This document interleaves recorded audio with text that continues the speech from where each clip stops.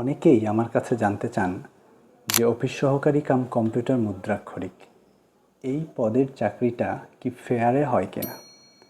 এই প্রশ্নের উত্তর হলো হ্যাঁ। আমি নিজে অফিস সহকারী কাম কম্পিউটার মুদ্রাক্ষরিক পদের জন্য নিজেকে প্রিপেয়ার করছিলাম অনেক আগে থেকে। তখন থেকে আমি বেশ কিছু ফেসবুক গ্রুপ, ইউটিউব চ্যানেল এবং অফলাইনেও বিভিন্ন মানুষের সাথে কানেক্টেড ছিলাম।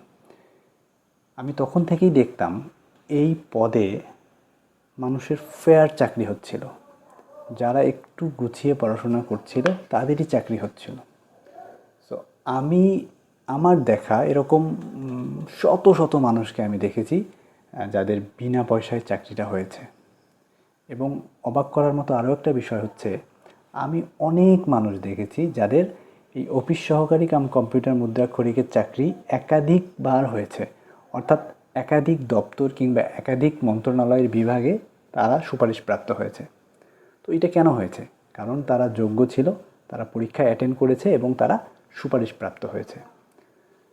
সো এইটা থেকে বোঝা যায় যে হ্যাঁ, এই চাকরিতে মেধার মূল্য আছে।